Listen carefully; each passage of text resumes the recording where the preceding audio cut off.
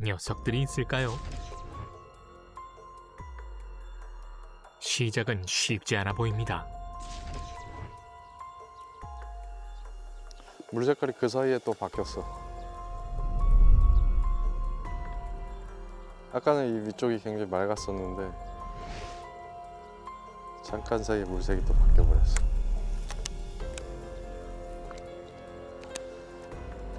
아씨, 오늘은 나와야 된다니네.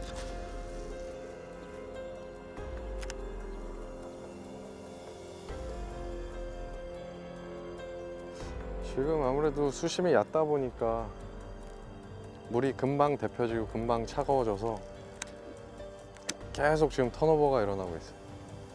상층하고 계속 차가운 물은 내려올 거고 위에는 데펴지니까 물이 계속 턴오버가 일어나는 거죠. 바닥에 있던 부유물들이 다 떠오르고 있어요.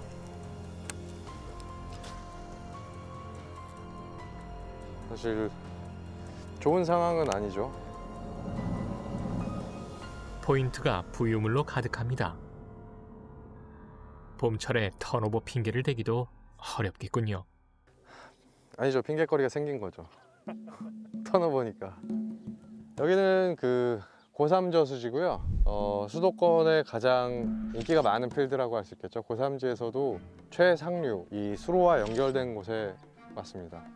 아무래도 그 봄철에는 이런 수로가 수온이 굉장히 빨리 오르고 빙어라든지, 빙어는 보통 3월에서 4월 정도에 산란을 하기 위해서 이런 지류로 올라타는 경우가 많거든요. 대부분이 올라타고, 이곳 같은 경우에는 지금 봄철이라 그 농번기 전까지는 물이 가득 차 있어요. 작년 같은 경우에 가뭄으로 굉장히 저수지들이 고생을 했잖아요. 올해는 많은 저수지들이 이렇게 물을 가득 담아 놓고 있거든요. 그래서 이것도 지금 물이 많이 차 있고, 이 밑으로는 지금 보가 있어요. 그래서 빙어라든지 베이트피시라든지 베스라든지 각종 물고기들이 상류로 향하다가 이곳에서 한번 멈출 수밖에 없는 곳이죠. 지금은 아직 한낮이라 이 가운데 쪽보다는 저런 커버 안쪽에서 간간히 피딩이 보이는 게 아마 저런 커버 속에 숨어서 지나가는, 혹은 커버 안쪽으로 들어오는 빙어를 노리고 있는 것 같아요. 이런 상황에서는 지금 부유물도 굉장히 가득하고 이런 커버 안을 공략을 할 수가 없잖아요. 그럴 때는 이렇게 이런 위들레스 기능이 있는 녀석을 쓰면 좋고요. 그리고 이 녀석 같은 경우에는 운영법은 굉장히 단순해요. 겉으로 봤을 때는 굉장히 단순해요. 그냥 던지고 감으면 되는 거죠. 특히나 꼬리에서 발생되는 파장 같은 경우에는 이런 베스가 단순히 눈으로만 먹잇감을 보는 게 아니라 옆에 측선이라든지 이런 것들로 파장으로 또 먹잇감을 파악을 하거든요. 이런 형태의 그 빅베이트를 사용하실 때는 일단은 로드가 긴 게 좋아요.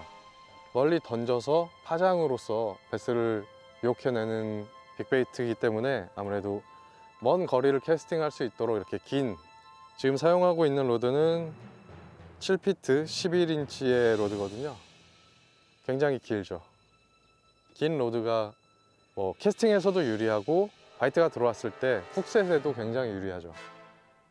팁 부분은 약간 이렇게 먹어주는 애들이 물론 캐스팅에서도 훅셋에서도 굉장히 유리하게 되는 거죠. 그리고 요새 핫한 만큼 저한테 SNS를 통해서 그 빅베이트에 관한 문의가 굉장히 많이 와요.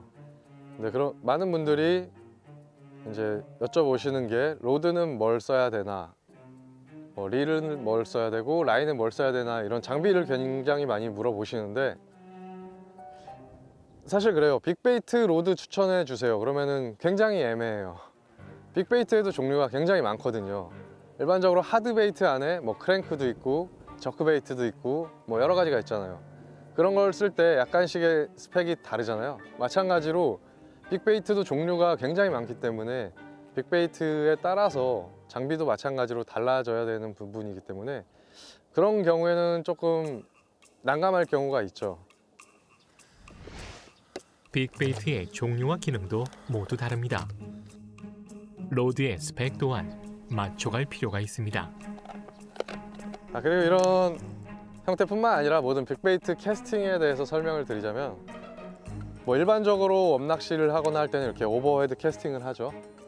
근데 이렇게 캐스팅을 하게 되면 아무래도 크기 때문에 물에 떨어졌을 때 그 파장도 너무 크고, 그리고 손목이나 어깨에도 굉장한 무리가 가요. 그래서 빅베이트 캐스팅 했을 때는 이렇게 오버헤드 캐스팅보다는 아래에서 위로 던져주는, 뭐 어느 정도 최대한 수면에 가깝게 보시면 이런 식으로 던져주시면은 아무래도 좀 더 가볍게 캐스팅을 할 수가 있고 파장도 조금 더 줄여줄 수 있죠. 아래에서 위로. 그래도 부피가 있으니까 역시 파장은 크네요. 뭐 어쩔 수 없는 상황이면은 오버헤드 캐스팅도 물론 가능하지만, 이렇게 캐스팅하는 거를 연습하시면은 좀 더 편하게 하루 종일이라도 빅베이트를 쓰실 수 있습니다. 자, 좀 옮겨서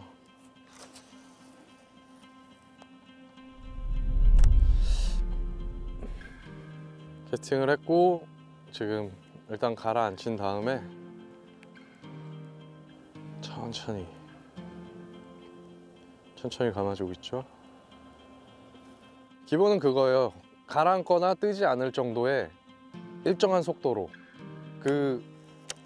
보통 처음 쓰시면은 멀리 던지는 게 아니라 가까이 던져보고 어느 속도에 이 루어가 같은 수심층을 유지하면서 오느냐, 이 릴링 속도가 굉장히 중요해요. 아까 초반에 이런 뭐 단순하다고 말씀드렸는데, 그거는 겉으로 봤을 때는 굉장히 단순하죠. 근데 그 일정한 수심층을 유지하는 게 굉장히 중요합니다.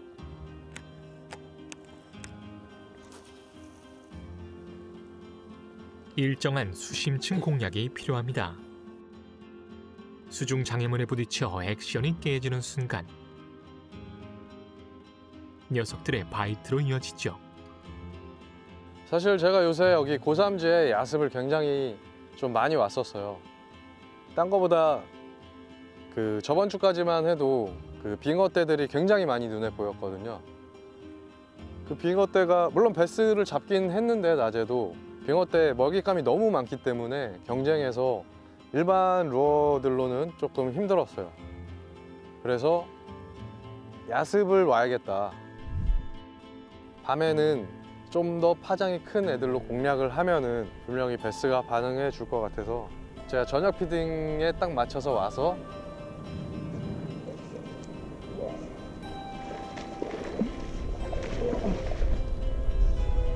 오, 커. 타깃으로 삼은 그 녀석입니다. 이번 출조에도 모습을 드러낼지는 두고 봐야겠군요. 올 때마다 그냥 50 넘는 애들이 빵빵 터져졌었죠.